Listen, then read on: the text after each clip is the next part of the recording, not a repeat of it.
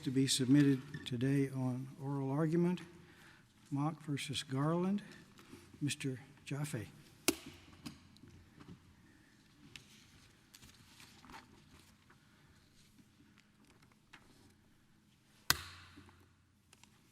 Mr. Presiding Judge, and may it please the Court, Erik Jaffe for appellants. The District Court, in denying the preliminary injunction in this case, was incorrect in concluding that we had no likelihood of success, or had not established a likelihood of success on the merits. In fact, he was incorrect because he applied the wrong legal standard in two particular instances and in greater detail as we get on. The first one is in the Second Amendment context, where the judge held that the lack of substantial historical evidence should be held against the plaintiffs rather than against the government, which reverses the burden of proof set forth in Bruin. Under Bruin, a braced pistol is plainly a bearable arm. Can we rectify that? Can we look at amici or otherwise ourselves and establish, or would you say his finding of that is conclusive? The government doesn't get a second bite in front of us. Well, I mean, I imagine that you could remand it while still at least under a temporary injunction, and the court could ask for more evidence. But as a practical matter, that gives us the preliminary injunction, at least until further briefing makes the judge change its mind. I don't think in the first instance you should necessarily take the evidence of what the historical record was based on a few amicus briefs. That's not enough. There's obviously been an expedited briefing, so if you decided, oh, there's a lot of statutes the government cites, we've only had a very limited ability to rebut those as to why they don't actually meet the Bruin standard. So what I would say is if you thought that, I would keep the temporary injunction in place at least until the district court had a chance to take further briefing on the issue. Are you starting with the Second Amendment because you think it's your stronger likelihood of success, or you're picking it, or let me just a third point, is it because if you show likelihood of success on that, then you've established irreparable harm, which the district court here has never reached? It has all those benefits, but I start with it only because it is clean. It is remarkably clean and simple to rule on. The notion that a braced pistol is not a bearable arm is not plausible. That's not even a facially credible That's the attachment argument. Well, when it's attached to the pistol. The attachment standing alone is a paperweight, as far as I can tell. Yeah. It only matters if it attaches to a pistol. We're talking about using these to stabilize a pistol. So, sure, you want to sell it as a paperweight, as a historical paperweight that can't be attached to anything? That's not meaningful. Do you understand the government to be arguing primarily from Heller and Bruin that these are dangerous and unusual weapons, in as much as even worse than, say, a shot-off shotgun? This thing is concealable because it's breakable apart, but it's actually much more lethally accurate. So it's the most dangerous and unusual outside Second Amendment. Or do you understand them to be saying, no, there's a history and tradition of inspections alone, and this is just a registration inspection one, and we've given you the history of that? I understand them to say both things. I think both things are incorrect. Okay. So on the dangerous and unusual, of course, it's a conjunctive test, not a disjunctive test, and they're obviously quite usual. There's 3 million of these out there, and if you wanted to add in actual short-barreled shotguns with actual stocks, that would be, 3 and change million. There's an extra several 100,000 of those, which is well above what was in Caetano, and certainly is far above anything in Hollis that you might have ruled upon vis-a-vis machine guns. So they're clearly common use by lawful citizens. They give a tiny smattering of crime committed with these, which is nowhere in the ballpark of the crimes committed with handguns standing alone. So you can't possibly claim that they're somehow not usual and usually owned by lawful citizens. So that's the first part. Do you understand the dangerous and unusual test to be looking at 1791 or looking at today or some little blur of both? I understand it to be looking the concept of it starts in 1791, but it obviously translates forward, much like we translate forward those concepts to modern weapons. I mean, Heller and Bruin both said that. And I think, obviously, the concept of dangerous and unusual would translate forward. No one imagines that. Is silencer dangerous and unusual? I mean, there are a lot of... I don't know whether it's dangerous and unusual. I haven't done the research on how many silencers are out there, whether a silencer is really a pistol break. There's a lot of questions there. But on this, let me just say, it's clearly usual, which is enough. But even on danger, the danger argument is not plausible because they concede that I can take the brace off and have the exact same AR pistol, which is the same ammo, the same gun, the same everything else, the same magazine the same lethality. The only thing that's there is that it's not stable, which means I can't control it as well. If anything, that pistol without a brace But that works both is ways. more 'Cause dangerous. You're not arguing that if it's a pistol with a stock, it's not dangerous. You're acknowledging that, right? Well, If it's a stock, hence it really is a rifle. Well, we have said that we think even the short-barreled rifle ban is arguably against the Second Amendment, but you need not reach that. That was in the alternative. We certainly made that argument. There's no credible historical evidence on why carbines, which are basically short rifles, are historically permitted to be banned and why they're any more dangerous than anything else. What I would say, though, about concealed... No, but before you get off that, that's why I'm very confused by the argument here, because unless you do argue that the stock itself, so the whole framework of the NFA, Congress's determination that a short-barreled rifle is inconsistent with Bruin, isn't ATF by this final rule just saying, show us your braces? Because under Part 1 of the rule, if it doesn't have a rear surface area that pushes into the shoulder, you don't even look at the 6 criteria. You get to keep it.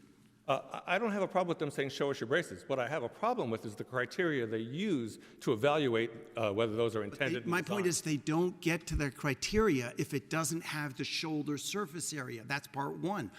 There's nothing discretionary without that. Their view of what constitutes surface area is a little broad in our view. It would include a lot of things. We've given examples of specific models that they've previously said were fine and now say are not fine, so that we understand that at least at a minimum it is ambiguous what counts as adequate surface area, because that was not what they held before. So just their change in position. I asked you a lot. And yes, you did. But jump to that second point just so I don't forget my own line of thinking, which is it does seem to me the government is saying put aside dangerous and unusual. There's a clear early colonial history of just inspecting these things for safety, and that looks like it bleeds into footnote 9. So two things. One is the NFA does far more than merely inspect them for safety. It puts a lot of restrictions on them, fully apart from whether they're going to blow up in your hands. Second of all, that early colonial history was not designed to take away the guns. Actually, most of those inspections were more designed to see what else we need for a militia. Do we have adequate guns available? If anything, the rules in some of these states would have been buy more guns, not take away your guns. So I don't think those are adequately analogous or universally consistent to justify the far more onerous burdens imposed by the NFA. So that's just a Bruin problem about whether the history is analogous. But I wanted to get back to something you had asked me before that was sort of in that string of questions on danger. Why? No, but stick with me when you say to take away guns. Is I see the attack in this case, but not in other parallel attacks. The attack here is as to classifying the gun. It's not as to, is this person someone who we can allow to have the gun? Well, but... And therefore, I don't see this as a take away a gun, at least arguably. This is, show us the thing. If it's a short barrel rifle, you can keep bearing it. You just have to pay a tax and register it. Well, but that's not actually the way the rules work. The rules are more like the Bruin-May issue.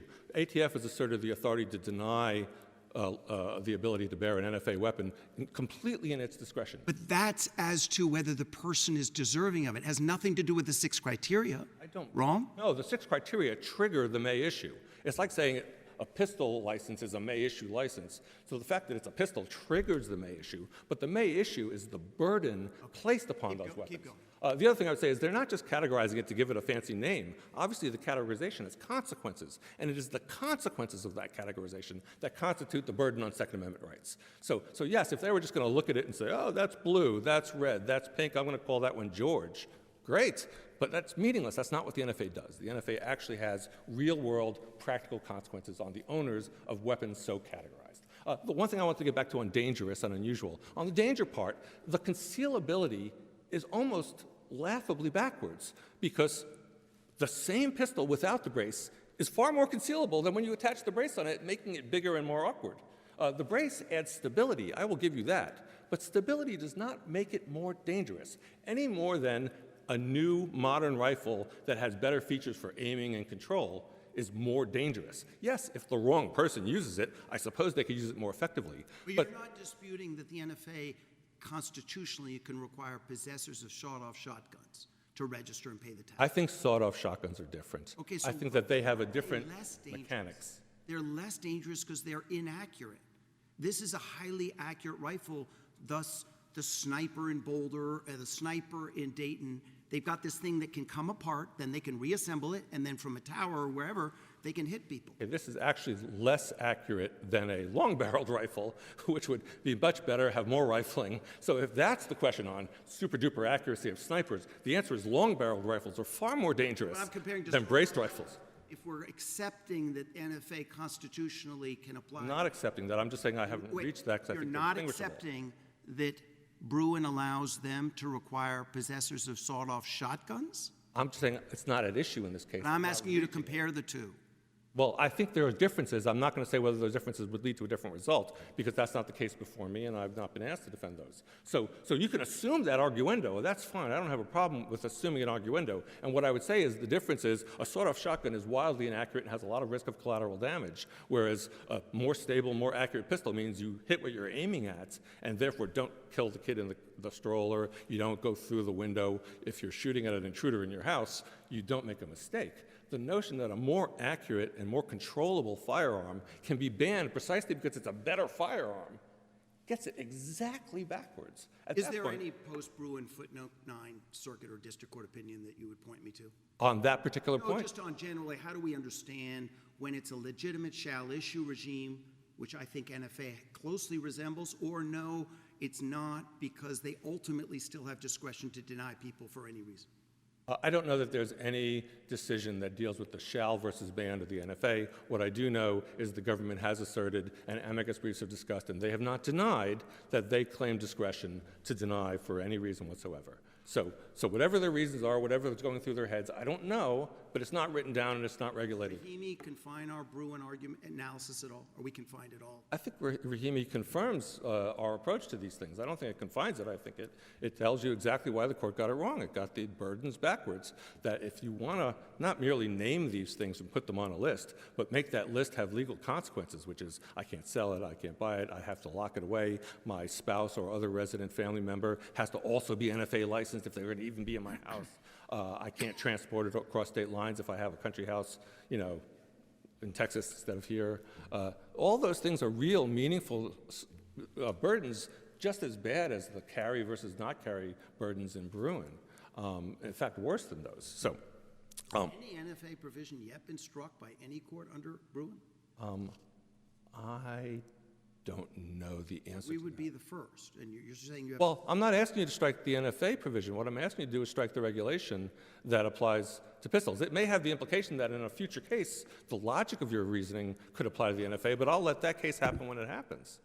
Strike the, okay, but the Why don't final you rule. strike the rule? But the rule doesn't have anything to do with the discretionary part of NFA denials. The rule has to do with assuming there's a rear surface area, we use these criteria to assess if it's what Congress told us to register, rifle. Well, remember, our first argument is that these are pistols, not rifles, and that their criteria for redefining a pistol as a rifle That's the Cargill. wildly vague and imprecise and indeterminate. And Okay. so there's that. When you say wildly vague and imprecise, Yes. the rule itself heavily relies on the First Circuit Sig Sauer case. The government heavily relies on it. You didn't cite it at all. Why isn't Sig Sauer, David Barron's opinion of the First Circuit, conclusive as to these are well-defined terms, ordinary people understand, length, weight, how manufacturers manufacture it, what the use is, every criteria. Why So the aren't criteria that I'm challenging are the things that say indirect marketing, the behavior of people other than you that you may or may not know about. 5 and 6? And the word similar. Does it have a similar weight? I understand what weight means. I don't understand what they think is similar or comparable. I don't think that there's any definition there other than sheer prosecutorial discretion of don't like that one. So your vaguest argument is as to criteria 5 and 6. I think the last 3 criteria. I'm trying to remember what numbers they were off the top of my head, but it was the similar weight, similar length of pole, indirect marketing. Those are and the Sig Sauer factors. The two that may not be are how is it used out there, and number 2, how do the manufacturers market it? Well, I would be willing to concede to you that if a manufacturer stood up and said, "Hi, this is a shoulder launch thing, but I'm putting a strap on it just to say it's not." Yeah, of course I can take that into account. vis-a-vis the manufacturer. I'm not sure I could take that into account, by the way, vis-a-vis some purchaser who may or may not have heard that statement. But vis-a-vis the manufacturer, if they sort of admit, yeah, this is a rifle, it's a short-barreled rifle, but I'm going to call it something else. But let me tell you, even there, by the way, in Thompson Center— What's your best vagueness case? And then I think we're getting close to the APA claims. My best vagueness— Don't worry, I think Judge Smith has indicated, especially because I'm consuming a lot of your time, you're going to get more time. I think my best vagueness case is Cargill. I mean, this is almost on all fours with their attempt to expand the definition of machine gun in terms of, is it vague or is it not vague? If we're asking, is there ambiguity in the definitions such that we need to have a rule of lenity? That was, can it be fired automatically, single pull of the trigger? Here it's, does the item go on the shoulder or not? And did their indirect marketing, whatever that meant, suggest that it was intended to do that and designed to do that? So look, the example we give in our brief of a pistol brace, the patent that we show you, the notion that that was intended to be from the shoulder when it has this hole in the middle that you're supposed to put your arm through, I think on its face is implausible. And so if all of a sudden these other vague factors can override what the obvious design features are, that's a meaningful problem for whether it's lenity, whether it's void for vagueness, whether it's statutory delegation. It doesn't matter. All of those causes of action are functions of ambiguity and vagueness. And right? APA comes last. Well, they're all part of APA, right? Because remember, I'm interpreting the statute under the APA. What's your primary APA infirmity here? That the statute properly construed, narrowly construed, does not allow for the rule. That's the APA argument. Contrary, So it's legislative, not interpretive, is what you're saying, right? Yes, what I'm saying is it's constructive. I think of old law school things. I think of interpretation versus construction. This sort of falls into the construction, and legislative is what we call it now. But when there's ambiguity that needs gap filling, you need to construct the bridge in that gap. Interpretation says, what does weight mean? And I say weight means mass, or no, weight means weight depending whether you're on the moon or here. That's interpretive, figuring out which one they meant. But when the interpretation is, do what you want. What if the statute said, do whatever you want, stop bad guns? That's gap filling. I know what bad means. Bad means bad, you don't like it. But it leaves so much room for freewheeling decision-making that becomes constructive, not interpretive. Does the rule impose any legal obligation that's not already in the statute? Well, I believe it does. So anyone who got a prior ruling letter on whether or not the thing they manufactured was a proper brace or an improper stock attached to a pistol, they could rely on that in terms of if they ever were prosecuted. They revoked all of those. So it plainly changes the legal consequences of the existing rules. It also, by the way, just changes the Code of Federal Regulations. I find the whole argument that this is merely precatory, it's just us spitting into the wind and letting you know what we think, we're just spitballing about what's going through our heads, to be bizarre at best. I mean, that was the case in Cargill, by the way. The government made the same argument that this was merely interpretive, and yet that didn't stop anyone from reviewing it and deciding, but it had real legal consequences at a minimum, because what it did was threaten people who were previously obeying the law with prosecution. And if you convince us that it's constructive, substantive, legislative, you've still got to show that it's not a logical outgrowth, correct? That's for one of the several ones. I think I get my lenity stuff coming Okay, through I know. But go with me a little bit, because in your brief you do accept Yes, of course. our 2021 Huawei decision. And as I read that and the Supreme Court's Long Island decision, the question is just, by framing a subject, could you have anticipated the final rule? Well, so what I would say is our main argument is, look, the NPRM had a point system that was discrete and concrete, and you could just add up the points and have an answer. And they said that was important. It wasn't merely happenstance. It was very important to have a concrete answer to give the uniformity they claimed to want. And when you literally rip the heart of the importance out of it and say, well, instead of having a concrete rule with a point system, we're just going to have those factors however we see fit to apply them. Maybe this one weighs, maybe this doesn't. Maybe one's enough, maybe four's enough. Nobody knows. That is such a dramatic change, even if all the factors were the same. The notion that you went from a concrete rule that's predictable, and by the way, fits with things like lenity and people being able to conform their behavior, to something that did, I mean, a minimum one of the comments would have been, are you kidding me? How can a law-abiding citizen know whether or not they're violating the law? At least with the point system, I could add it up. Under Huawei, we look at the comments, and I think it was you filed on behalf of the plaintiff coalition. The whole thing was about way too discretionary, way too ad hoc. Well- And then you have a lot of comments saying the worksheet is wrong. So just since you're focusing on that, let me read one. I'm opposed to the proposed rule. This rule proposes a somewhat hard-to-follow point system, where if the gun scores 4 points or more, it would automatically be considered an SBR. Yes. So the comments everyone was aware of discretion, too much discretion, worksheet good, worksheet bad. So you get a final rule that says we're going to remove that thing that people oppose. Well, but I think the comments sort of said, look, you have something that tries to be concrete and you just didn't quite get there, so we'd like you to get there more clearly. And for the response to that to be, you know what, we're just going to throw out all clarity and make it a grab bag of things that we can decide whenever we want, that is not a logical outgrowth even of the comments. We would have had far more comments and said, not only is it difficult to follow, but now you're getting into wildly unconstitutional territory. What's your best circuit case about this is wildly dissimilar, we couldn't have anticipated it, hence it fails the logical outgrowth test? What case would you point us to? I don't know that there's one about whether you could have anticipated it at all, though I'll have to get that for you. I don't know off the top of my head which the best case of that is. I apologize. If there's no further questions, I see my time. Yes, you still save your full time for rebuttal. Thank you, Your Honor. Mr. Baasch? And you have your full 10 minutes as amicus. Thank you, Your Honor. Ryan Baasch for this, on behalf of the state of Texas as amicus supporting the appellants here. I'd like to focus on two more reasons that underscore why you should rule for the appellants on their statutory argument specifically. And then if I have a moment, I'd like to address the proper remedy. So as to the statutory argument, first, the rule of lenity and basic guarantees of fair notice command a ruling for the appellants. And second, you should also rule for them as a matter of constitutional avoidance, because if the Brace rule is upheld as within their statutory authority, it's going to create multiple severe constitutional problems. You already heard about the Second Amendment, and I'd like to talk about the taxing power here. So starting with lenity. This statutory interpretation doctrine exists to ensure that persons are on fair notice of what is criminally prescribed, and for at least three reasons that fair notice is lacking here. The first reason is that ATF has repeatedly provided assurances to gun and brace owners over the past decade that the addition of a stabilizing brace does not render a pistol a short-barreled rifle. They said, and this is their words, that even if the owner, quote-unquote, uses the brace improperly for shoulder firing, it does not become a short-barreled rifle. They also recognize that a stabilizing brace is not designed to be shouldered. Again, that's their language. Is your argument right now grievous ambiguity, or is your argument sort of estoppel, reliable interest, this is a volte-face? What are you arguing now? That this fits under grievous ambiguity? And if so, what terms?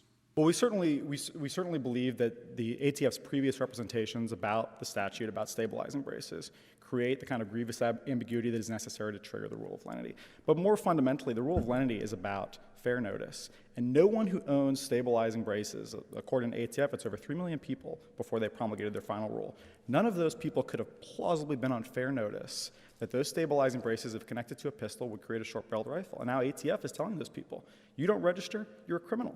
So I assume you agree, though, that in cargo we basically said that the rule of lenity is kind of the last refuge. In other words, we have to, quote, avail ourselves of all traditional tools of statutory construction before we reach, before the rule of lenity might apply.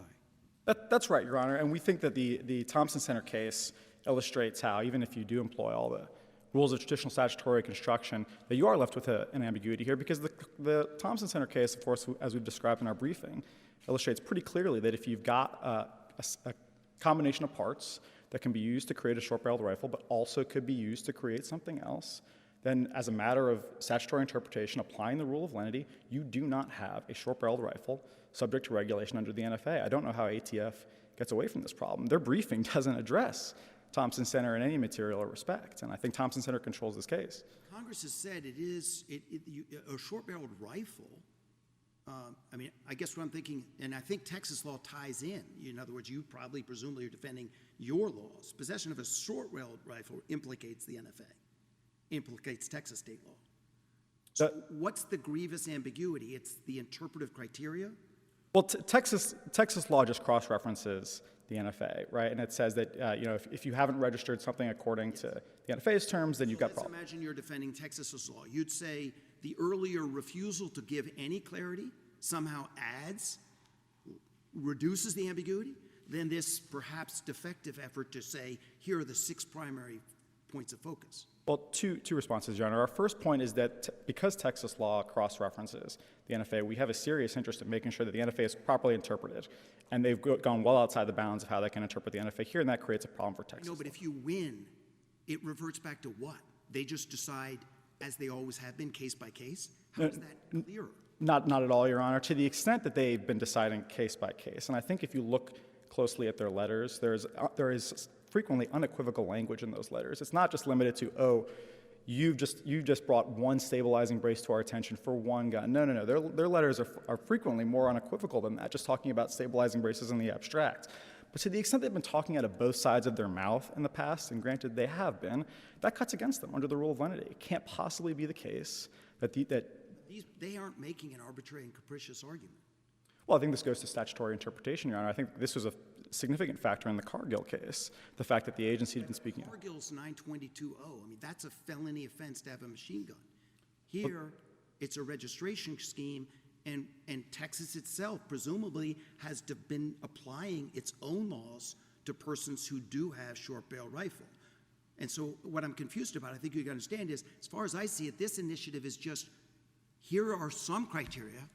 They limit us somewhat compared to what it was. But is Texas's goal here to get back to black box? Let me talk about their criteria, if I may, for a moment, Your Honor, which is their criteria really creates much greater problems than existed previously. And the reason for that is because the only one of those criteria that appears to be mandatory before they conclude a weapon is a short-barreled rifle is the first one. And the first criteria, as we've discussed in our briefing, just says that the brace allows for a holder to shoulder fire the rifle. Well, right? Mechanically, it's got a rear surface area. It's like a stock. Right. Well, I wouldn't say it's like a stock, Your Honor, but I would say that the first component of their rule says that this brace will allow for shoulder firing. And that does not come within the terms of the NFA. That is clearly not enough, just allows. Thompson Center conclusively rebuts the possibility that something that allows for shoulder firing is a short-barreled rifle. Then you get to their other 6 factors, and they don't tell you that any of those other 6 factors count for anything. Right? It's not clear under the terms of their rule why, if they find the first factor is not satisfied, they might just say, well, now you've got a short-barreled rifle. We didn't say we were going to give any weight to the other 6 factors, and to the extent we said we were going to give weight to any of them, well, we're just going to pick this one factor that's satisfied here. That's enough. This weapon's a short-barreled rifle. Ordinary citizens, under pain of criminal penalty, cannot possibly be expected to abide by that kind of regime.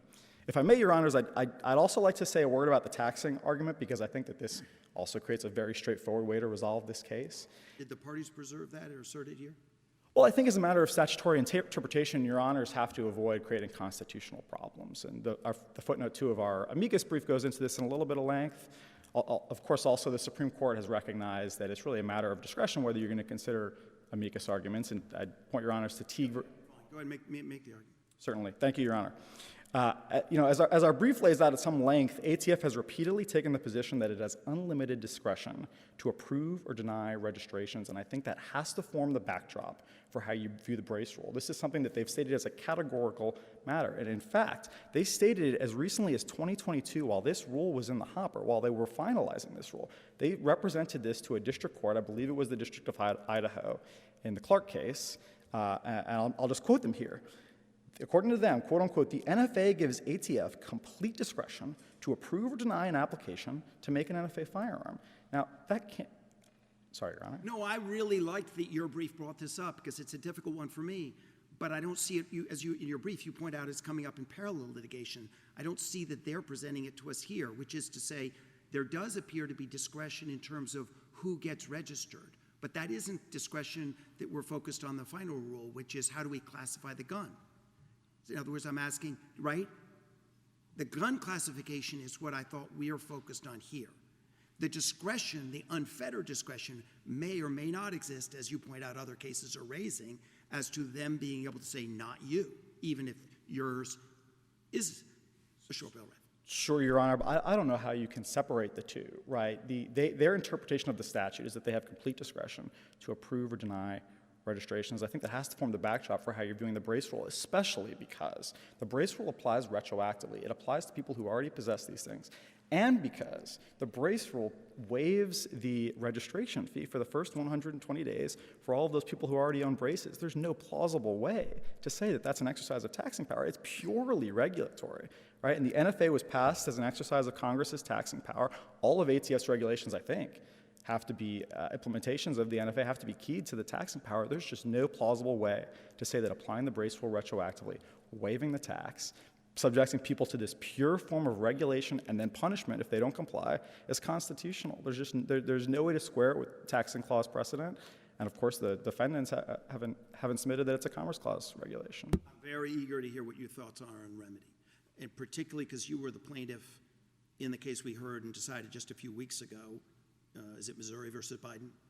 In terms of our court saying there, if the district court hasn't already done in the first instance balancing of equities, irreparable harm, they get a first shot at it. Well, I think that's one way to approach this case, Your Honor. But I'd also note that the court here has already entered an injunction. We think that injunction should continue as long as this case is being litigated. And as for the scope of that injunction, which is what I'd really like to address, I see I'm running out of time, but You can take whatever time you reasonably need. So.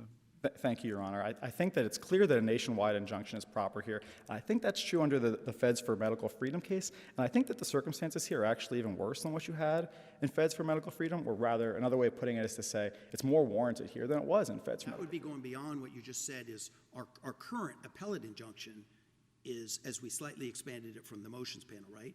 And so you're asking us now to expand it yet again to the entire nation. But as you point out in your brief, there are 3 other circuits considering this issue.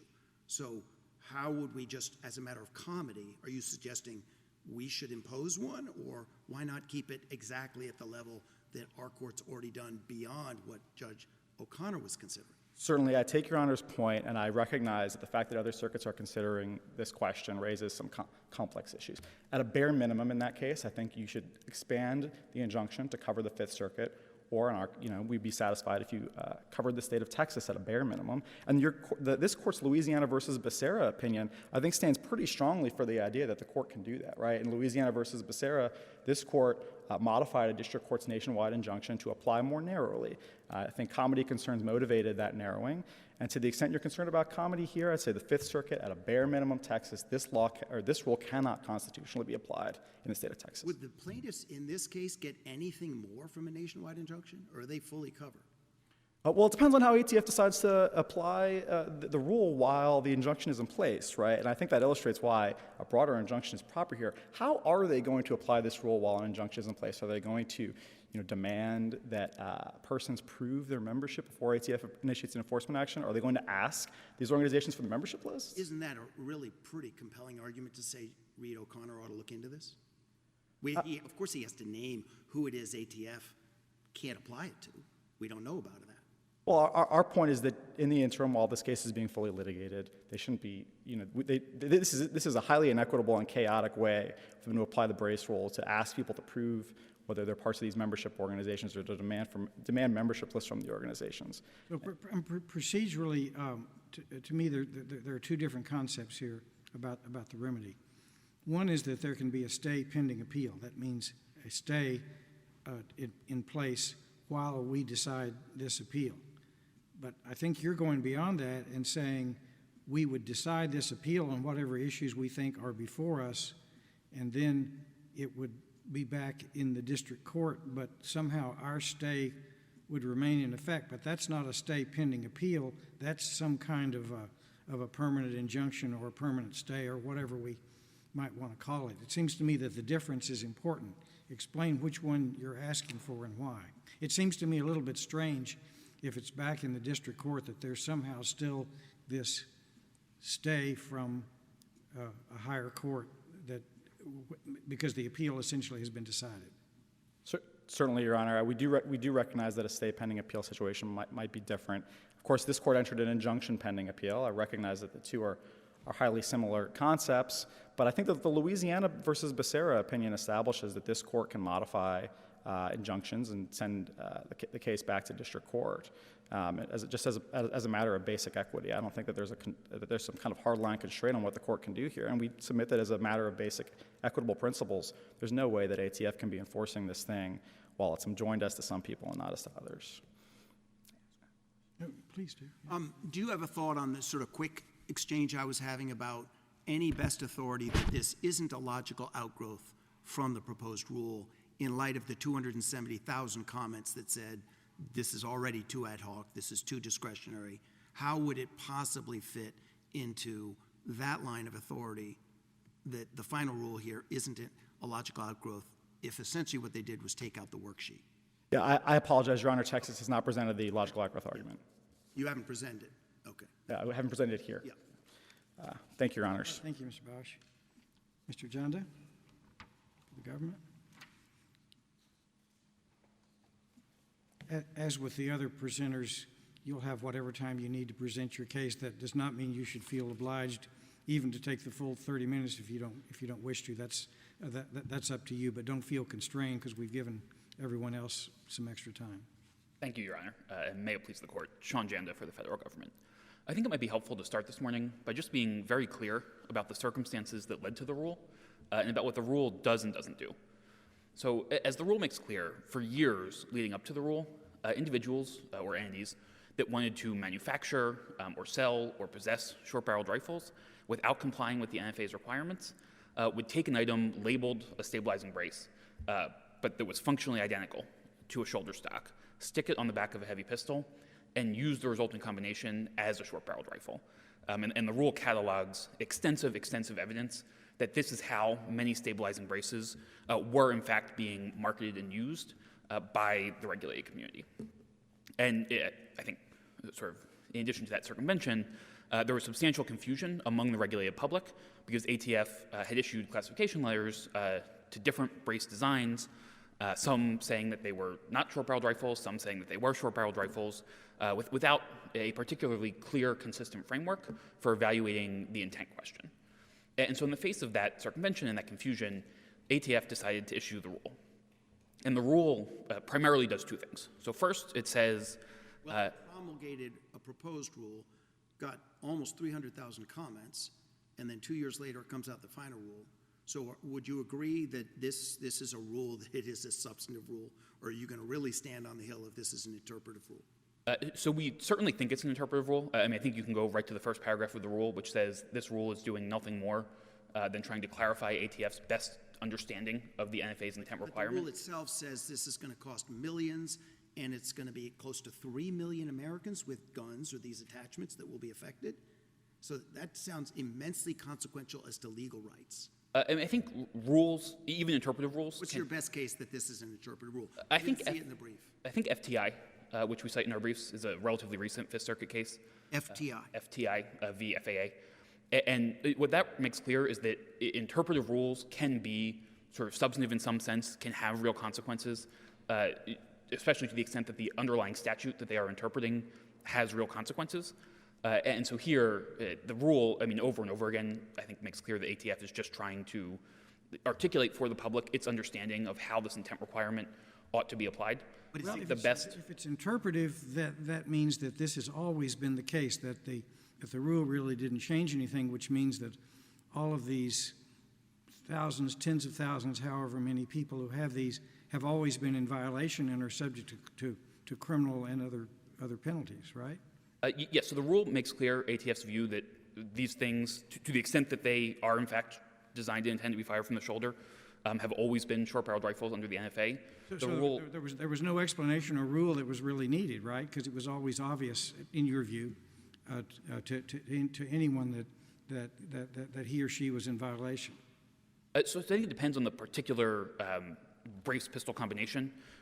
We have some pictures in our brief. There are a lot of pictures in the rule of people who I think were quite clearly aware that the thing that they were using was a short-barreled rifle that looked and functioned identically to things marketed as a short-barreled rifle. There are videos online. There are things in marketing materials, in trade publications, saying, quite explicitly, if you want to have a thing that you can use as a short-barreled rifle but that's not subject to the NFA because ATF has been unclear, you can buy these products. And so I think there probably was some intentional circumvention. I think ATF makes clear in the rule that it created some of that confusion itself by not having. If the rule is interpretive rather than substantive, then why bother going through notice and comment at all? I think ATF understands that this is an issue that is of importance to the regulated community and wanted to gather input from that community. I think ATF would tell you that the rule makes clear that the rule improved significantly between the NPRM and the final rule. ATF had this proposed worksheet idea, got a lot of comments about how that was overly complicated, overly confusing, and ultimately decided to move away from it. And I don't think there's anything problematic about ATF before it tries to inform the public of how it understands the statute to solicit input from the public that's most affected. Can you think of another time when the government has put a proposed rule through notice and comment when it didn't have to? So I think the bump stocks rule is another ATF rule that, again, we think is an interpretive rule, and we have argued as interpretive. So I think that's certainly one example. Bump stock rule is very problematic for you to rely on. Considering Cargill, isn't their statutory argument there is gun plus bump stock. ATF can't say to the world that's a machine gun. It's very similar to here. Pistol plus brace that may be similar to a stock can't. Just ATF can't law make and say that's an SBR. So to be, I think, very, very clear about this, the bump stock rule, we didn't have a finality argument. The bump stock rule, sort of, in our view, correctly classified bump stocks as machine guns under the statute, but we did think it was interpretive. This rule, we think, does not itself impose any obligations. It doesn't say all short or all stabilizing braces make something into short-barreled rifles. It just says, here are the sorts of things that we're going to think about when applying the statutory standard, the standard of designed and intended to be fired from the shoulder that comes directly from the statute. But regardless, I think, of whether the court thinks the rule is interpretive or not, the ATF went through notice and comment. There was no problem if it was doing a substantive rule, a legislative rule, if the court thinks it was doing a legislative rule, because it followed those procedures anyway. And I think, just to return to the statutory piece, which I think is probably the first place that the court should start in thinking about the rule, if only as a matter of constitutional avoidance, before getting to the, I think, broader Second Amendment and other arguments. I don't really understand the plaintiffs to be directly taking issue with either of the two things that the rule does. The sort of primary or first move the rule makes to say that when thinking about whether something's designed and intended to be fired from the shoulder, ATF doesn't have to take the maker's sort of stated intent as dispositive, but instead can look to other design features, marketing materials, how the item is actually used, as evidence to undermine or confirm the stated intent. I think that's well established in the law. We cite the Sig Sauer case from the First Circuit. We cite a Seventh Circuit case. They're both in the context of the NFA. But it's true throughout the law. Intent standards are throughout the criminal law, throughout the civil law, and I don't think anyone really thinks that if someone says, well, I intended X, you have to take that at face value, even in the face of contrary evidence that undermines that stated intent. Moving past the statutory claim to the APA, you were assuming it's substantive. If so, we are in the world of is the final rule a logical outgrowth, and you've heard their arguments that it's much more discretionary, and especially factors 5 and 6 weren't fully anticipated. So I don't think that's necessarily true, Your Honor, and let me say two things. One is just on the initial question whether it's logical outgrowth, I point the court to the Huawei case, which I think lays out this framework very well. And here, the general approach, the approach of saying we're not going to just take a manufacturer's statements about intent as the only evidence or as the dispositive evidence, but instead look at the various additional design features and other evidence of intent, is exactly what the NPRM did. And then each of the individual factors that the rule considers probative, or the rule thinks will be probative, come directly from the initial worksheet. I think the move that the rule made that sort of separated it a little bit from the NPRM is that rather than having sort of a hard points criteria that people found not to really reflect a true concept of intent, which is generally taking into account all of the relevant evidence and making an ultimate factual determination about intent. And two, people just found it to be overly complex. And there were many, many comments about that that ATF heeded in changing the rule. And I think number one, it flows quite naturally from the rule, and there were a lot of comments about sort of how to think about the different factors in relation to each other and the complexity of the worksheet. And then second, even if the court has some concerns about that, I don't think plaintiffs dispute that they would have to show some prejudice from any lack of notice. And here, I think in this context where there was notice, where there was an opportunity to comment, that would require them to demonstrate sort of some additional comments they might have made that ATF hadn't considered. And that's, and we cite the DC Circuit case for that proposition. Plaintiffs in their reply brief cite the Fifth Circuit case, United States v. Johnson, that I think is actually quite helpful on that proposition, and maybe we should have cited in our brief, but that there rejected a logical outgrowth challenge on the prejudice prong on the basis that the sort of challenger in that case just hadn't identified any additional comments. And here, I think plaintiffs sort of suggest they would have sort of made comments about vagueness or things like that, but the rule, ATF got many comments about vagueness about the particular factors and addressed all of those in the rule. In your brief, you're categorical that a, quote, true pistol brace would not qualify as a short-barreled rifle. So That's because it'll always fail under the criteria, or it doesn't even get to the criteria? So the ultimate question that the criteria are trying to answer is the thing designed and intended to be fired from the shoulder? And so a brace that is, if everyone agrees that the actual design and intent is that the thing should not be fired from the shoulder, but should instead be fired one-handed, used as a pistol brace, then it just would not be a short-barreled rifle under the statute. And there are some examples in the rule of particular designs that make that quite clear. Well, in fact, as one of the amicus briefs point out, in some criminal prosecutions in 2019, ATF said, quote, ATF letters do correctly state that they consider a firearm with a pistol brace to not be a rifle under the NFA for purposes of the NFA. So that's kind of a flat, a categorical statement that's broader than the way you just described it. No, you're right. I mean, I think the rule goes through in almost excruciating detail the history of classification letters. The ATF issued 2 devices that were labeled as stabilizing braces. Some of them, ATF said, would transform a pistol into a short-barreled rifle. Some of them, ATF... It says a firearm with a pistol brace is not a rifle. That's what it says. I mean, are you now backing away from the accuracy of that 2019 statement, or I mean, I think it depends. I don't think I'm quoting it out of context, but I mean, I think it depends on what you mean by a stabilizing brace. An item that is, in fact, designed and intended not to be fired from the shoulder, but instead to be fired one-handed, would not transform something into a rifle. Well, you say in your brief on page 7, a true stabilizing brace is not. And my question is, how does an American know that, who's got one that he or she thinks is a brace? Is it because of Part 1? Tell me where in the rule. I think it's Part 1, which says if it's got a protrusion or it doesn't have the surface area, we never get to any of the criteria. Right. I think that would be the easiest way to know. It would be to design or procure one that is like the original stabilizing brace design, that is sort of soft and doesn't have the surface area to allow for shouldering. One, the rule talks about with the hard protrusion on the back that would prevent shouldering or comfortable shouldering. I think those would be sort of the easiest steer as far away as possible from potentially having a short-barreled rifle designs that you could design or manufacture or obtain. I think if you don't want one of those, if you want something that starts to look more like a shoulder stock, but you don't think that it is in fact designed and intended to be fired from the shoulder, you could, one, ask ATF for a classification, and ATF will tell you whether in ATF's judgment the particular item or the particular braced weapon is in fact designed and intended to be fired from the shoulder.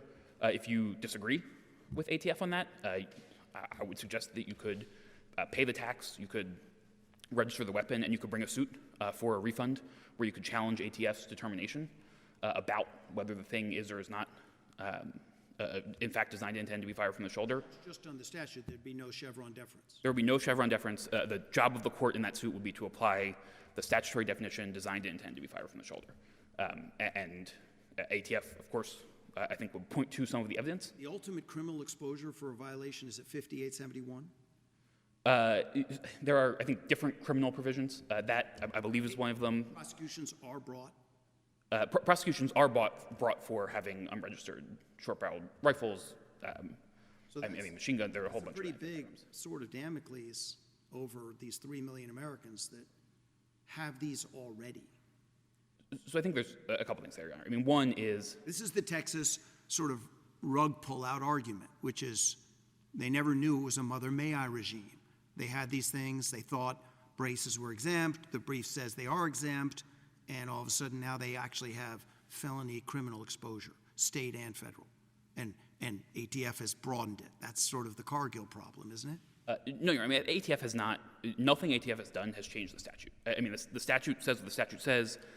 In a pre-enforcement civil challenge, if someone disagreed with ATF about the particular thing that they own, they could bring a pre-enforcement challenge. They could fight with ATF in court. The court would apply the statute. It's not a pre-enforcement challenge. Is this an as-applied, facial? What do you call this challenge? This case, or the one that this to me, I think, is a facial challenge to the rule, which We don't know the individual plaintiff's guns. We don't have that in the record. each of the individual plaintiffs says one particular braced weapon that they own. I can tell you one of the individual plaintiffs has the braced weapon that appears on page 4 of our brief, or something very similar to it, an SB A3 brace with an AR-style pistol. Does it have a surface area? Is it just a strap? It looks exactly like a short-barreled rifle. I mean, it's one of the pictures we have. If you're on page 4 of our brief, there's 2 pictures side by side, and it's the picture on the left. And that's the brace that he says he has with a AR-style pistol, which he says he has it attached to. Then the other plaintiff, the other individual plaintiff, says he has one particular thing that he describes. I don't think we have sort of pictures of that or additional information in the briefs or necessarily in the record about what exactly that looks like. But I think we would be perfectly happy to fight in an individual challenge, whether any particular one of these weapons is or is not a short-barreled rifle. But in this case, as I understand the plaintiff's argument, it's that the rule is facially invalid because in their view, all braced weapons or all items labeled as stabilizing braces are categorically not short-barreled rifles. And I don't think can be squared with the text of the NFA or the way that we normally think about intent in any context. And Let me take you to a point Mr. Jaffe made during his argument. Would you agree that adding a brace to a pistol makes it more stable, more accurate, more controllable, less concealable? Would you agree with all that? I think it depends, Your Honor. So sort of a true stabilizing brace, one that we've talked about that maybe has straps on the back to wrap around, or one that has kind of the soft back that doesn't really work as a shoulder stock, that actually is used to wrap around the forearm. I think that probably for many people makes what are sort of heavy, hard-to-control pistols easier to fire. So you would agree that a true stabilizing brace makes the pistol more stable, more controllable, more accurate, less concealable. All that to me seems synonymous with safer. Do you disagree with that? So I think it depends a little bit, and I think there's 2 things here. So one is, I mean, to the extent that we're sort of veering toward the Second Amendment, I do want to be clear that I think just in terms of order of operations, the first thing for the court to do is to figure out whether the rule comports with the statute. And so by the time we get to the Second Amendment, if the court gets there, I think it will have already agreed with us that at least some of these items marketed as stabilizing braces are in fact items that are designed to intend to be fired from the shoulder and constitute short-barreled rifles under the statute. And so sort of starting from that premise, I think as the rule makes clear, for the last 90 years, Congress has regulated short-barreled rifles. Shortly after the NFA was passed, the Supreme Court in Miller upheld it against the constitutional challenge in the context of a short-barreled shotgun. Heller spent multiple paragraphs discussing Miller and reaffirming Miller and making clear that short-barreled shotguns are dangerous and unusual weapons. I haven't heard any distinction that the plaintiffs have drawn. Okay, but Judge Will's question is, this isn't a short-barreled shotgun. This is a lot safer. And so all these dangerous weapons, machine guns and poison gas and all that, those we all understand are dangerous. But if these braces actually make it more accurate and more stable, is putting them into this 90-year tradition of regulation valid? So I think talking about sort of braces as stocks, which again I think is the question if we're talking about the Second Amendment, Congress has determined, and this is explained throughout the legislative history of the NFA, and as in sort of a bunch of court decisions that we cite. The problem with a short-barreled rifle is that it makes sort of a pistol-like weapon, which is concealable, in many ways as accurate and dangerous as a rifle.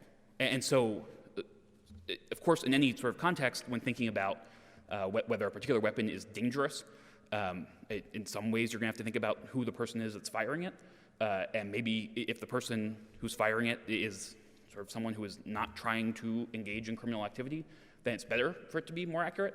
That, I think, would be true of any weapon under the NFA. But under Bruin, is there any history or tradition that would allow government to prohibit individuals from making safety-enhancing improvements to a weapon that would improve the weapon's capacity for safe operation?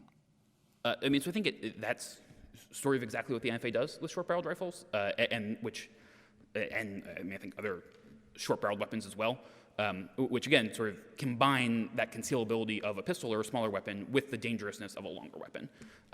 And that sort of particular combination, Congress has determined is particularly dangerous, and that determination is reflected not just in the 90-year-old NFA, which the Supreme Court has twice upheld, and I'm aware of no circuit court that has suggested it would be unconstitutional.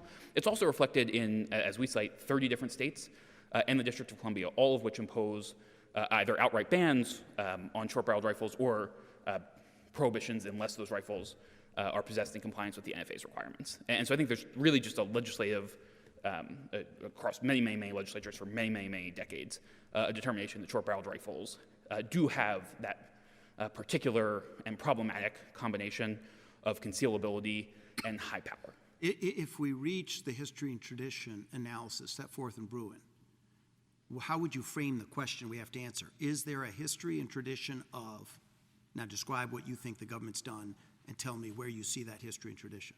Right. Is there a history and tradition of, finish the sentence. So if we get to the history and tradition analysis, I think we've gone past the dangerous and unusual piece, we've gone past the Bruin footnote 9 piece. Well, and I'm curious to hear footnote 9 later, but just if we're on the history and tradition. I think the question is whether there's a history and tradition of imposing sorts of registration, approval, taxation requirements. And we cite in our briefs, I think, laws that go to each, some laws that go maybe to more than one of those. And I mean, to me, I think those laws provide a real history and tradition of inspecting firearms, which I think is in many ways akin both to the registration and approval, of door-to-door surveys of firearms, which looks a lot like a registration requirement to me, of inspecting for dangerousness before permitting the... This is, as both your opposing counsel friends said, this is criteria limiting the classification of the gun, but nothing limiting ATF's discretion to just say, even if it is one, we're not going to let you have it. So I think that's kind of a different component of the NFA scheme that I don't think is an issue in this appeal. I mean, no plaintiff has said that they have applied for approval for any NFA weapon and been denied.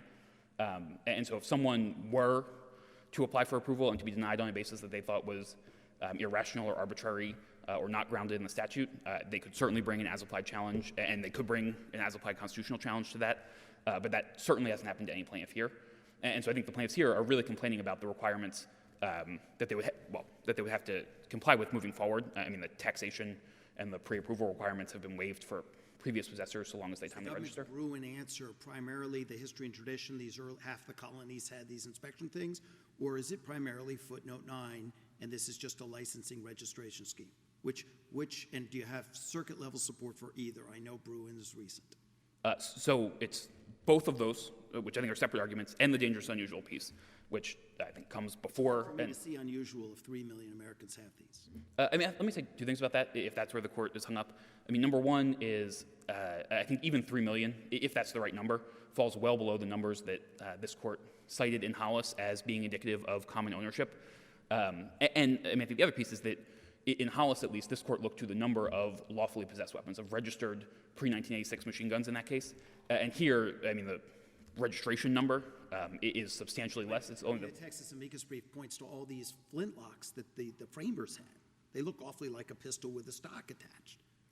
So I think that's sort of a different question, maybe about whether the dangerous and unusual inquiry thinks about sort of whether these specific weapons were regulated at the founding, or whether it thinks about whether the weapons are sort of commonly used today. And I mean, I read Heller to make quite clear that the question is whether they are in common use today, or whether they are commonly used by law-abiding citizens for lawful purposes today. And Hollis really expands out that inquiry. Okay, so that's your answer on dangerous and unusual. They qualify, they're unusual. If we don't accept that, and so we are looking for a 1791 analog, not a twin, analog, why aren't those flintlocks conclusive, especially attached to the district court's finding that the government here didn't yet show a contrary? So I think if you, well, first of all, I'll say I'm not sure I read the district court's opinion that way. I mean, we gave these historical materials, the same ones we've given to this court, we gave them to the district court. The district court didn't sort of parse through them and say, I don't think any of these provide relevant support. The district court said, you know, I read him as saying, with these materials, at least maybe make out a prima facie case, and maybe it's not conclusive. The plaintiffs haven't come in and provided rebutting evidence, and so I think the district court is certainly open to reconsidering the constitutional question. Yes, what about the flintlocks? I mean, I don't think they are particularly relevant in this case. I mean, if you get past the dangerous and unusual piece, insofar as the sorts of requirements that we are talking about, the proofing requirements, the survey requirements, the inspection requirements, applied to all guns. And so, sure, flintlocks weren't banned in 1791. Short-barreled rifles aren't banned today. They are just subject to these regulatory requirements that themselves have a substantial historical tradition. And so, isn't that a footnote 9 argument? We're really asking, is this just a licensing? It's not a ban. The government wants money, and it wants to know who has them, but it's not going to say you can't bear them. So I think there are two separate arguments. I mean, I think a lot of times in the Second Amendment context, the text and the history sort of blur together because you're trying to interpret text as informed by history in some ways. But we would view those as two separate arguments. So one argument is, as we read Brewer and footnote 9, and as we read some of the statements in Heller, particularly related to commercial restrictions, it's that a particular regulatory regime or regulation just doesn't infringe the Second Amendment, doesn't implicate the Second Amendment, if it doesn't meaningfully restrict the ability of individuals to bear arms in public for self-defense. And I think that sort of, without even thinking about whether there are specific additional historical analogs, which of course the Supreme Court didn't go through sort of historical analogs for licensing and registration regimes or anything like that. In Bruin, when it made clear that these sorts of regimes are permissible and are sort of the law in many, many, many states, they just don't sort of meaningfully undermine the right in the same way that it's sort of a ban on someone who has firearms possessing those firearms would. Jumping back to the to the regulatory definition, it strikes me as extremely broad in this sense. And maybe I missed this in the government's briefing, but did the Bureau identify or offer even one sort of pistol plus brace configuration that remains a pistol?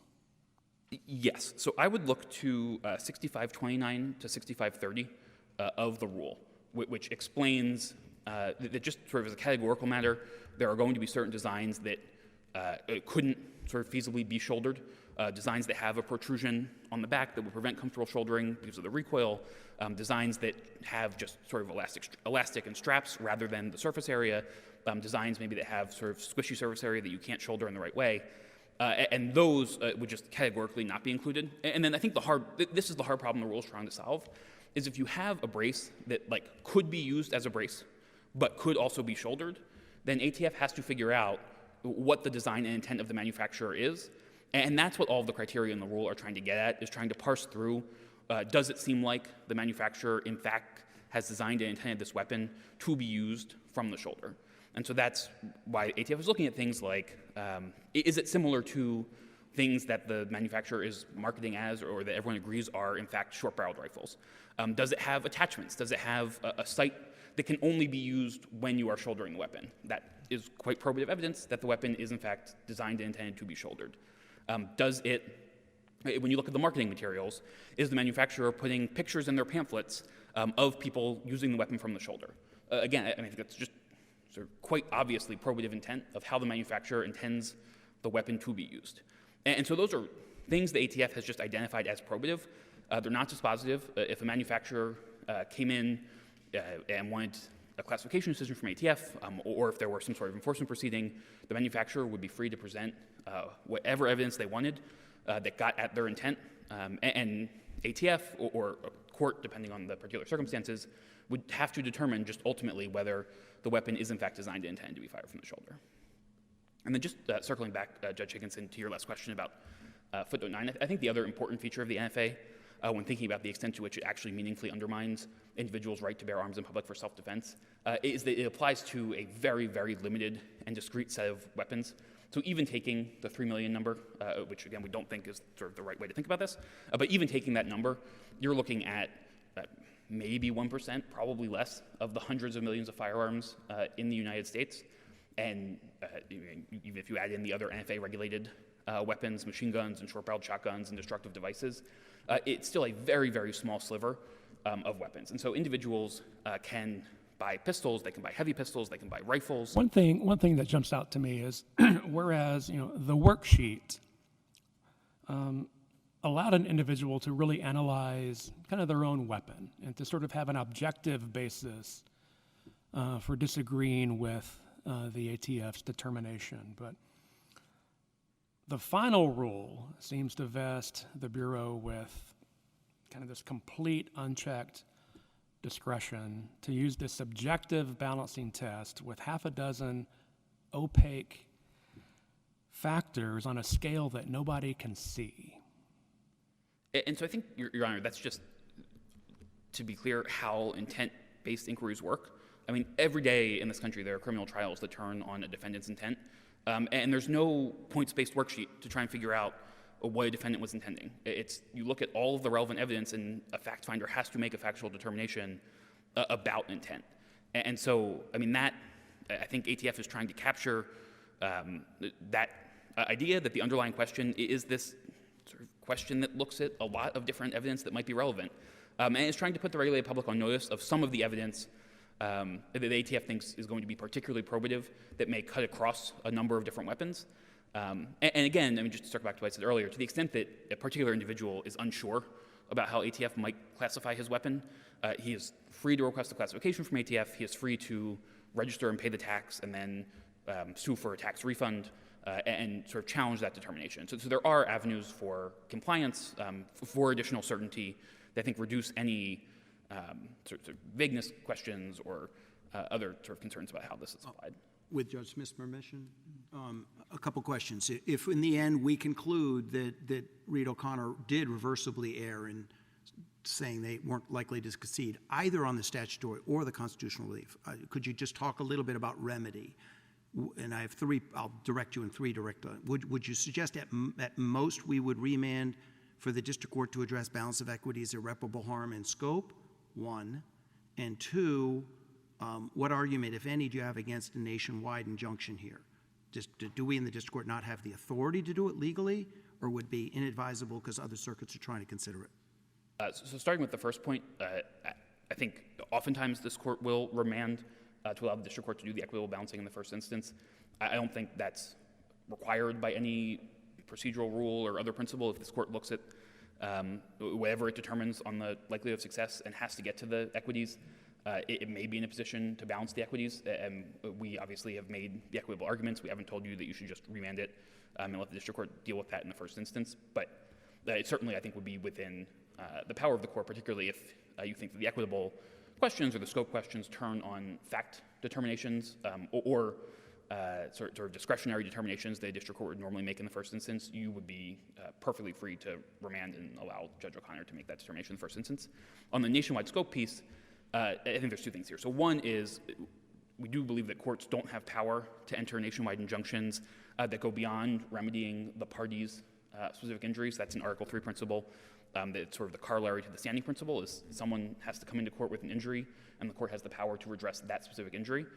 And here, I think the plaintiff's injuries can be fully redressed by an injunction limited to the plaintiffs. And maybe there's debate on the margins about sort of customers or household members that the court could work through, or Judge O'Connor could work through on remand. But I don't think there's any cognizable argument that these specific plaintiffs, in order to have their injuries redressed, need an injunction to go to everyone in the country. And I think specifically when thinking about sort of the particular injury that plaintiffs have come in here that this court has Article III power to address, we would carve out the Firearms Policy Coalition's members. As we explained, to have standing to assert claims on behalf of their members, they have to demonstrate that they are a bona fide membership organization, and they just haven't done any work to show what their membership structure is, whether the members control the organization. I'm not sure if they will get up here and tell you that they think their members will be bound by an adverse judgment. Because Judge Smith's allowed you to go over a thing, which is helpful to me.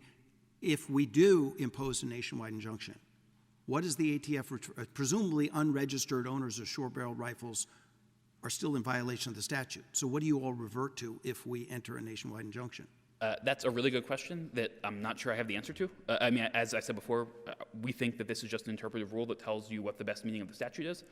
The statute, if all that's enjoined is the rule, that the statute is still there, and I think courts and prosecutors would have to apply the statute.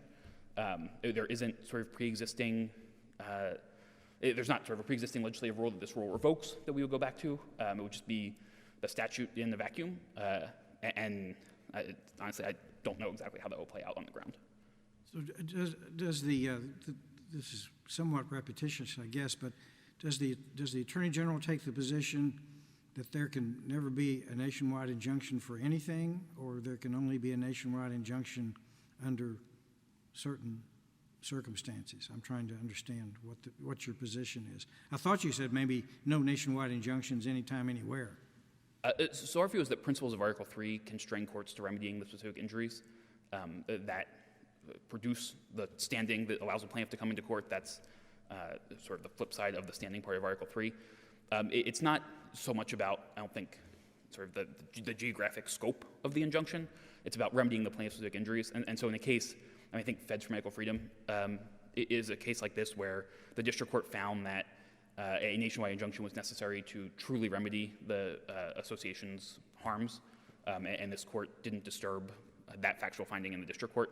And so that would be one where, obviously, we disagreed on the specifics of that, but I think that would be the sort of circumstance where a nationwide injunction would be at least permitted as a matter of Article III. Of course, the question was about nationwide injunctions. I assume your answer is going to be the same either for a statewide injunction, which the state's attorney argued for, or there was mention of a circuit-wide injunction to avoid potential conflict with other courts in other circuits that may be considering this. I assume your answer is the same, but you can tell us. I think the answer is basically the same, although I would add that we do think there are substantial practical problems and problems that arise when one court sort of infringes on the ability of other courts to decide a legal issue that would be remedied. They're not Article III problems that would be remedied necessarily, but I think there are equitable problems that are remedied or narrowed by an injunction limited to Texas or limited to the Fifth Circuit. So further then on the merits, and aside from whether it's nationwide or otherwise, if we should happen to agree with the plaintiffs on, let's say, the APA issues and decide that the rule does not comport with the statute or is not permissible under the statute, I know you don't like that assumption and it's hypothetical, but work with me on this. So then, would it be wise for us to maintain some kind of injunction on the appellate level, or should we cede jurisdiction entirely to the district court so that we're finished with it and there's no continuing injunction of any kind from the circuit? We're sort of dealing, walking through the high weeds here, but tell me how this would play out. So I think we would obviously prefer that you remand to the district court and let the district court decide rather than entering an injunction yourselves. But maintaining the current. Well, I mean, I think we would prefer that you vacate the current injunction and remand to the district court. I think it's we don't think there's some principle that prevents you.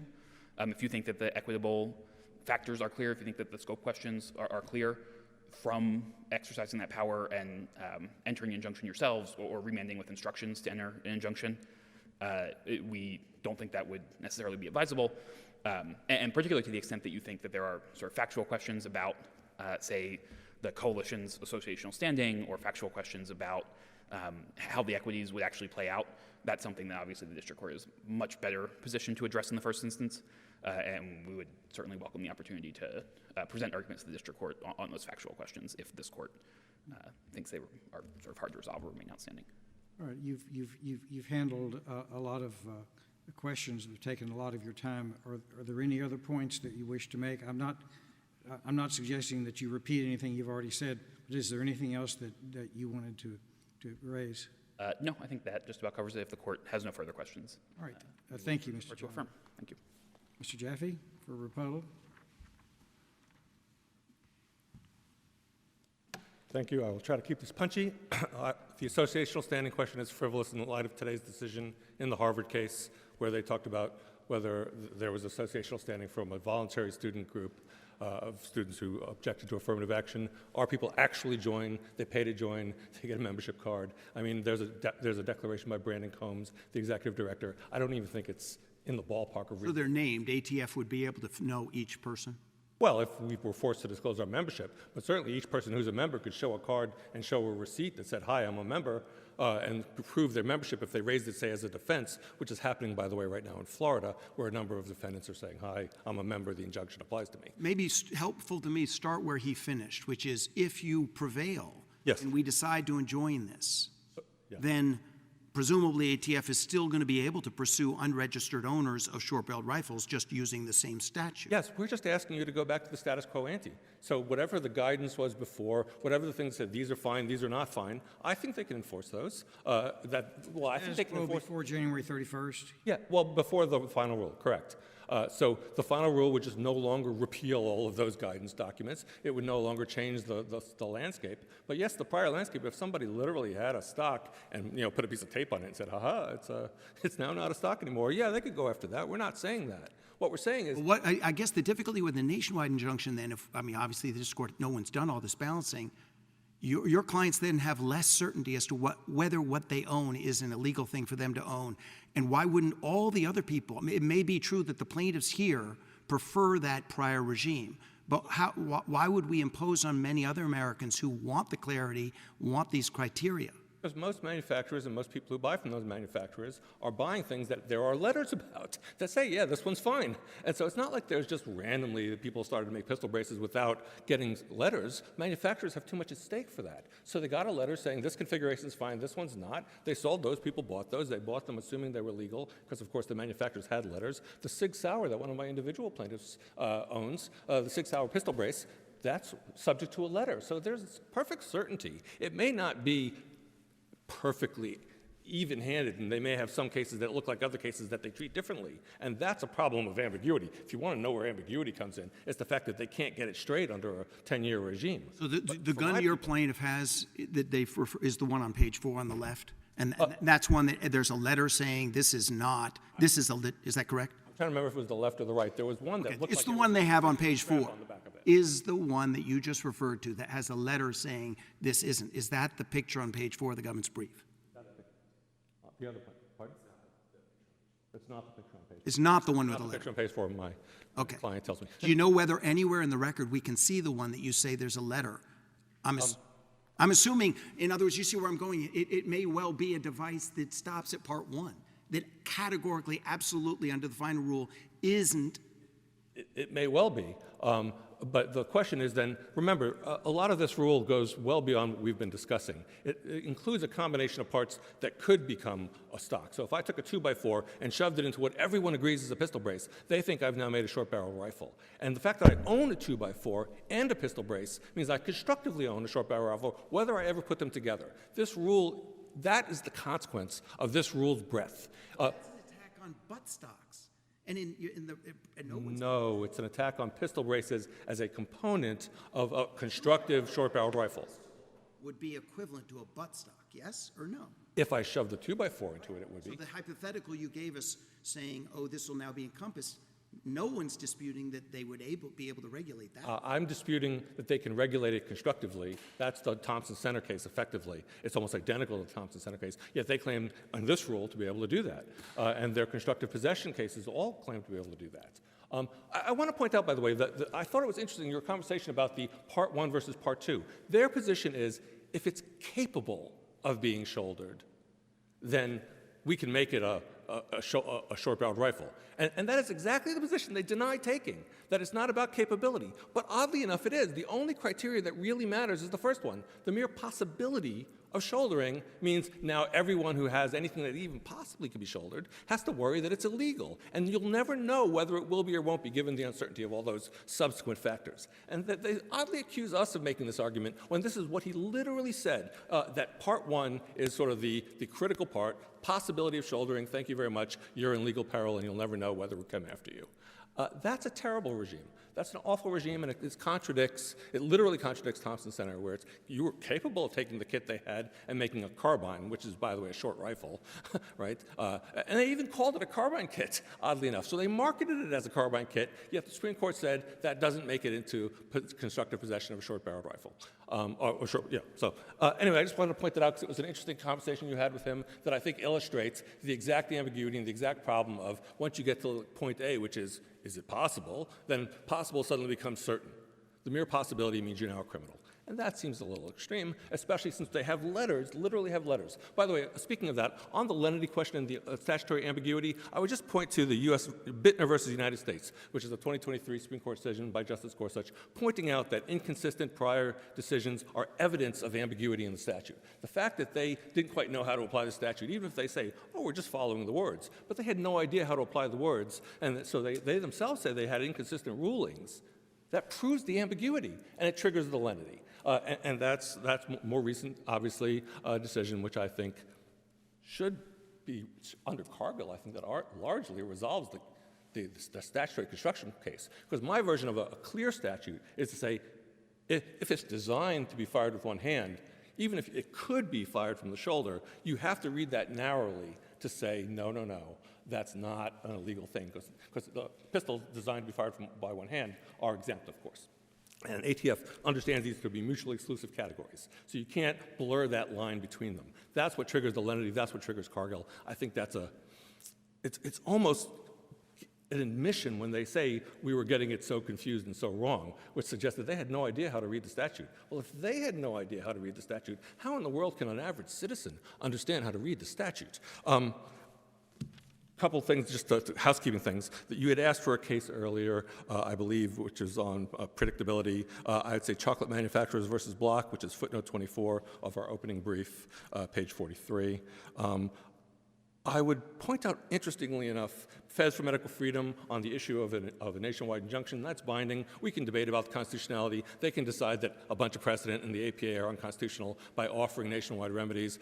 That's really not for this particular case. Maybe the Supreme Court will take that up one day. Maybe Justice Gorsuch will convince more of his colleagues to agree with him. I think he got it wrong in his analysis recently. I think there is the authority for nationwide injunction. I think there's plenty of standing. The fact that the remedy goes beyond just the individual plaintiffs, it's like a First Amendment case. You can use overbreadth and ultimately other people and the benefit inures to them. If all we're going to do is say, well, you have to bring a class action now in order to get that relief, that seems like a bit of rearranging the deck chairs kind of problem. I would just say, go with your precedent. You can do this if you want. It's cleaner, it's easier, it's less confusing, and it doesn't force membership disclosure, which would be a nice thing, even though ultimately they would disclose it if they got sued. I would also say, he says, oh, we're only taking apart a few weapons. I would say that their own rulemaking says 99% of pistol braces would be banned. The notion that they can hypothetically come up with something that wouldn't be banned is curious. I would say if you look back at their previous rulings, many pistol braces were approved, and all of a sudden all of those are going to be revoked. It's not a trivial thing. 3 million guns is not a trivial thing. And in Heller, of course, the availability of alternative weapons to defend yourself was not considered a defense to the challenge to handguns, right? They said, oh, you can always use a rifle, so why do you need a handgun? That was not an effective argument there. It's not an effective argument here. On the safety question, the fact that the NFA thinks short-barreled weapons are bad, they don't think they're bad because they're dangerous. They think they're bad because criminals liked them. But criminals like handguns, too. Just because criminals like something is not a reason why it's dangerous. I understand why a grenade is dangerous, because when you use a grenade to defend yourself, you kill lots of other random people without any specificity. When you use the exact same pistol that just happens to be braced a little more, but I'm not changing the pistol, I'm just making it easier to aim and better to aim and hold, that can't possibly be dangerous. And their argument is that, well, Congress thought it was dangerous. I don't think you can impute that view to the NFA all the way back then. And quite frankly, it's a little circular to say that I'm going to defend a law's constitutionality by agreeing that the law was right in the first place. No, I think you need to go back. We had short barrel, short stocks. We had elevated stocks. Historically, we did not view these as uniquely dangerous in the way we would view some exploding, ordnance or something like that I could understand why you might think that was very dangerous. Just quickly checking to see if there's any other housekeeping matters, and if not, if there are no other questions, I would say I submit the case. Thank you. Your case is under submission, and the court is in recess. Thank you, Your Honors.